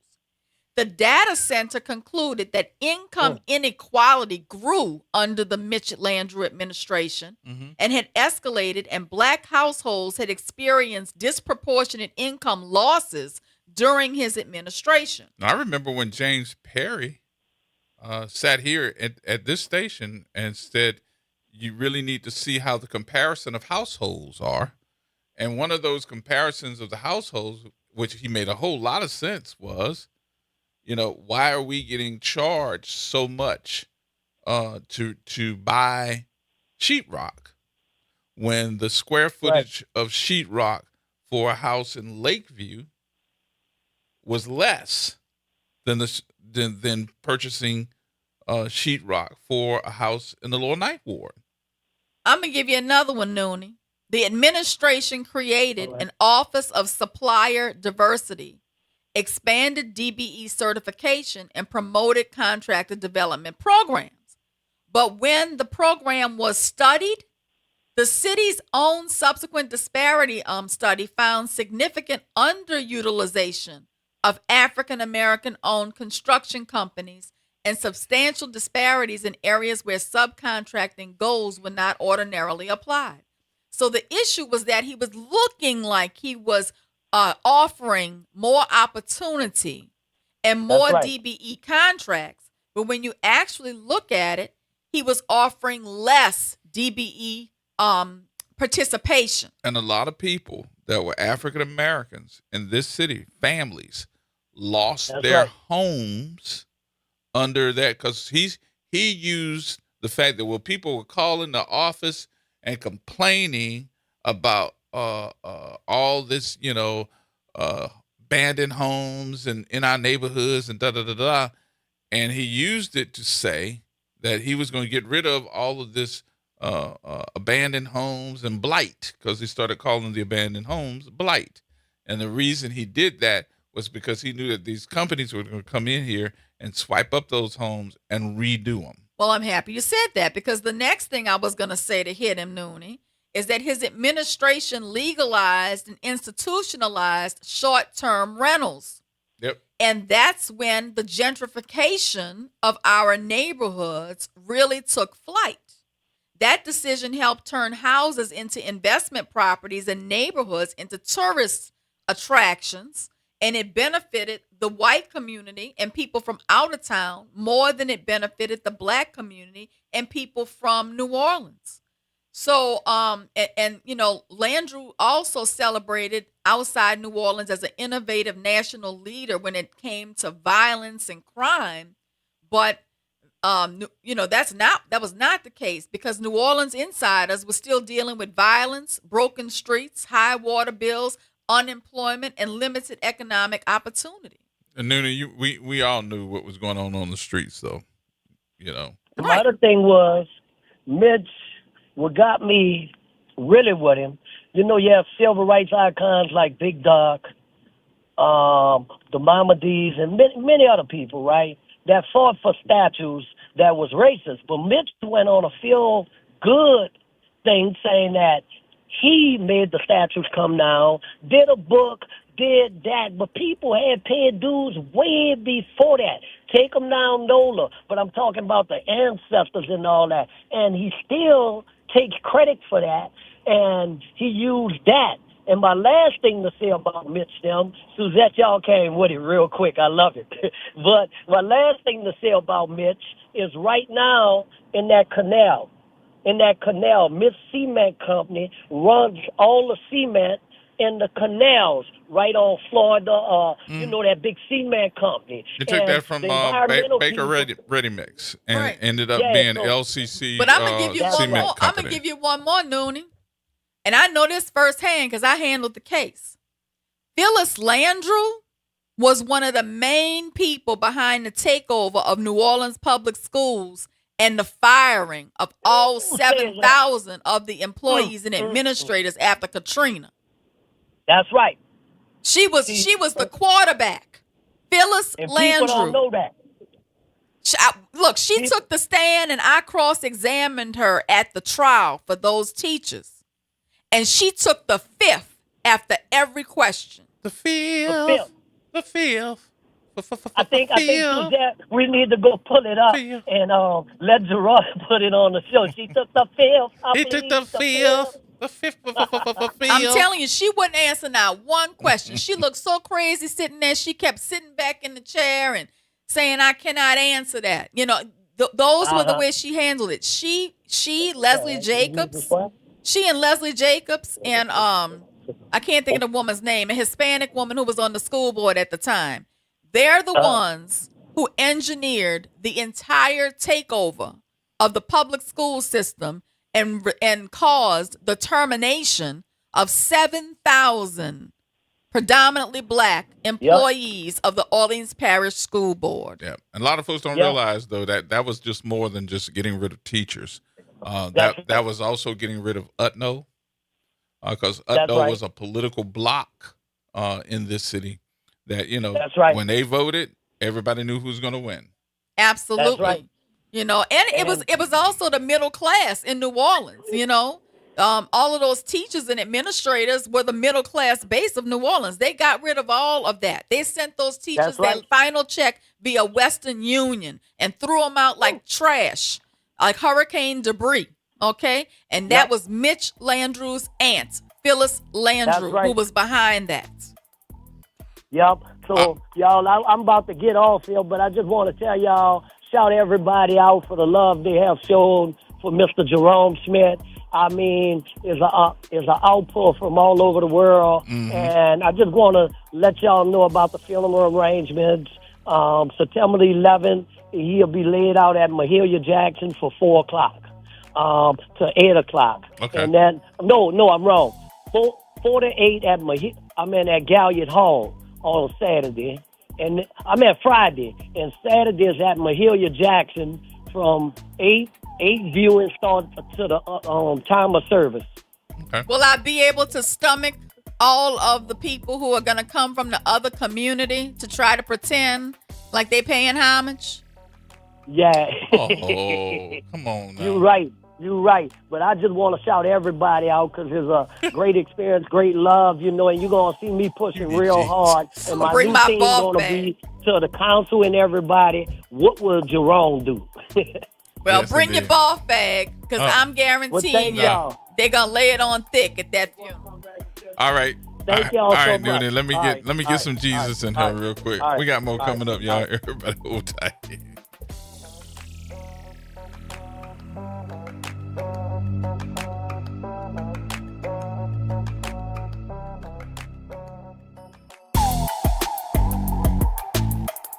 AURN News. I'm Ebony McMorris. For Black Americans trying to buy their first home, a federal policy change could make an already difficult road even harder. The Trump administration has pulled federal backing for guidance that encourage lenders to create special purpose credit programs designed to help groups that historically faced barriers getting mortgages and other credit. 7 federal agencies, including HUD, the Justice Department, and the CFPB, rescinded the 2022 guidance. The Federal Reserve separately withdrew it. The administration says lending decisions should not be based on race, but the racial home ownership gap is already enormous. Census data put Black home ownership at just 44% in the first quarter of this year, compared with 75% for non-Hispanic white households. The question now for Black first-time buyers is, which programs, if any, disappear next? For AURN News, I'm Ebony McMorris. Hey everybody, it's Graylin Bryant Banks. And Kimber White Dupree. From the front porch, y'all. You know how we do. Every Monday is Moving Monday. And Tuesday is Trivia Tuesday. And y'all know we have nothing but bad cheering coming through here on Wednesday. But stick with us. On Thursday, we travel. That's right. And Friday's Free Your Mind Friday, so get your brass up. Something on your mind? Want to get it off your chest? Holla at your people. WBOK 1230 AM, the station you listen to. All day long.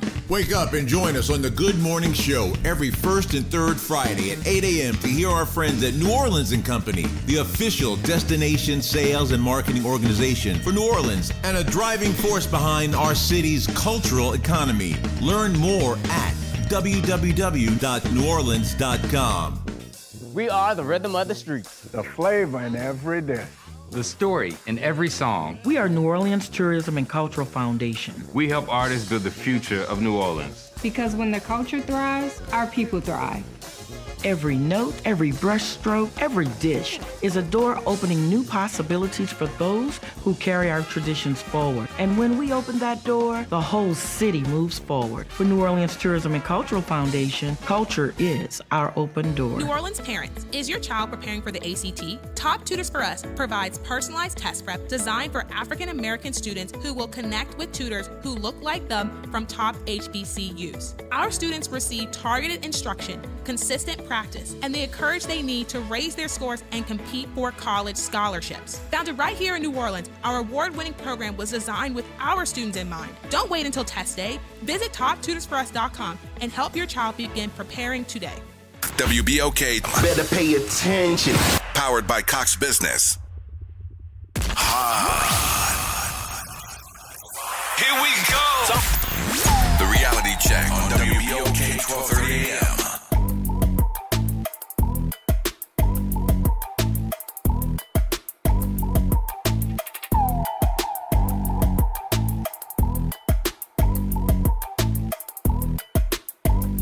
All right, folks, welcome back. Well, just in case you were confused by Noonan giving out the funeral arrangements, I'm gonna read them to you again. Jerome Big Duck Smith's funeral. The public visitation is Friday, September 11, 2026, from 4 to 8 at Gallier Hall. The celebration of life is Saturday, September 12, 2026, at 10 a.m. at the Mahalia Jackson Theater for the Performing Arts. A traditional jazz procession will follow the service. Now, you know they're going to cut up. They're going to cut up. You know they're going to cut up. They're going to cut up. It's going to be hundreds of thousands of folks that are going to show up to get big. Yeah, I don't want to use this as a comparison, but y'all going to think that Frankie Beverly just died. Oh, yeah, I know. You remember that when they were down all the way down Claiborne, everybody showed up. They even had the see-through casket with the poster board in it.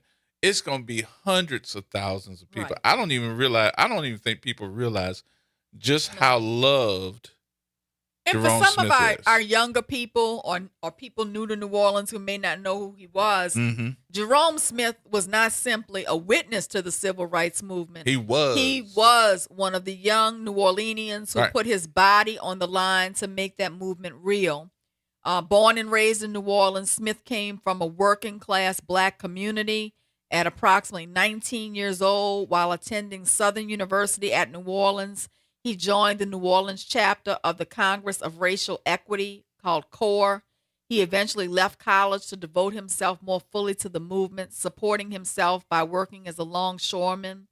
Smith joined a remarkable group of young activists that included Aretha Castle Haley, They don't Doris make 'em like that. Castle, They don't make 'em Rudy like that no more. Lombard, David Dennis, George Raymond, and Dodie Smith Simmons, and others. They organized boycotts of businesses along Dryage Street that accepted black customers' money but refused to hire black workers. And they conducted sit-ins at segregated Canal Street lunch counters, including Woolworths and McCrory's.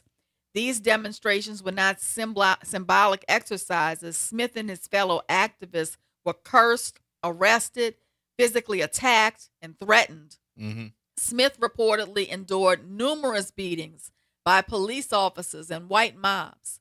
The injuries he suffered affected him for the remainder of his life. In 1961, Smith became a freedom rider, traveling through the South to challenge segregation in interstate transportation facilities. On November 29th of 1961, Smith and other New Orleans activists attempted to enter the whites-only section of the bus station in Macomb, Mississippi. Mm-hmm. A white mob attacked them with baseball bats and brass knuckles. Smith suffered serious injuries, including blows to his head that reportedly caused recurring headaches throughout the rest of his life. But he continued, and that is what distinguished Jerome Smith. His courage was not the absence of fear. It was the decision that fear would not determine what he did. Mm-hmm.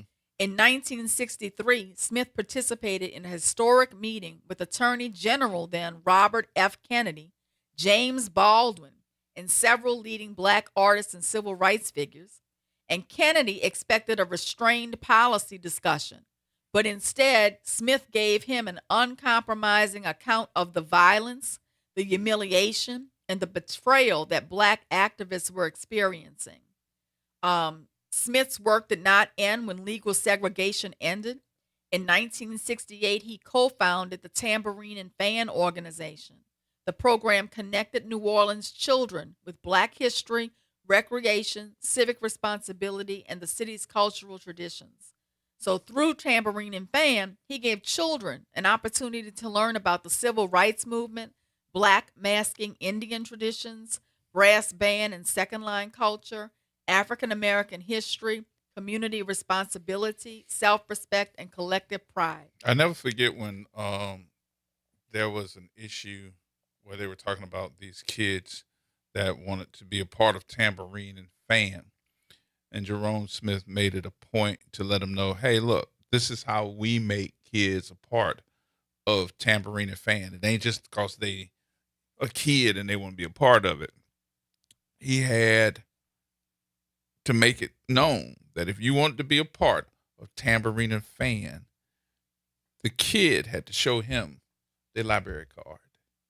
Your kid had to have a library card and use it to become a part of Tambourine and Fan. And I think that those were the qualifications, that these are the things that Jerome Smith instilled in a whole bunch of kids and made grown folks know that it's the kids that are the ones that's going to get out here and start protesting whenever there needs to be something protested upon. Because I saw Jerome Smith tell some of these folks, hey, y'all keep messing with us, we're going to sit 300 or 400 kids out here in the middle of the street and dare y'all to come past them with a car or any other vehicle because y'all won't do right by these children. His nickname, Big Duck, reportedly came from the sight of neighborhood children following behind him like ducklings. I think that image captures his life beautifully. Smith understood something that many politicians still fail to understand. Black culture is not merely New Orleans entertainment. It's a source of history, identity, resistance, and community organization. So Jerome's life connects several generations of Black struggle. Mm-hmm. He fought segregation as a young man. He confronted the federal government when it failed to protect Black citizens. And then he spent the remainder of his life teaching children, defending Black culture, and holding local leadership accountable. We got to get ready to get up out of here, but I do want to throw in my last minute. Of course, we want to say prayer for Big Duck's family as well. I know that a lot of folks are going to show their responsibility in making sure that he's going out right. Let's not cut up in the street where we're going to have embarrassing moments. Let's make sure that we send him out. That's not what he was about. That's not what he was about. Other part about this is that I want to let everybody know that, we are going to have our big presidential legacy breakfast at the Hilton on Saturday morning as well. I know that if some of you may be perplexed about the timing, it's going to be at 9:00, and Big Duck's funeral is at 10:00.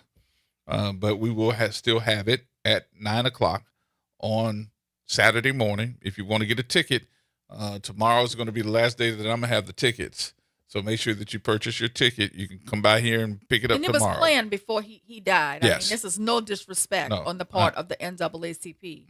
And if you can't attend, you can still donate, y'all. The NAACP really does appreciate your contributions. And I got a lot of folks that are wanting to come by and get the tickets, like my cousin Coleman did on yesterday as well. You can come by while we're on the air tomorrow to get your tickets as well. Absolutely. This Big Duck's life stands for what we've been trying to talk about all year. Mm-hmm. And it's that we need to help our children to understand themselves better by teaching them where they come from.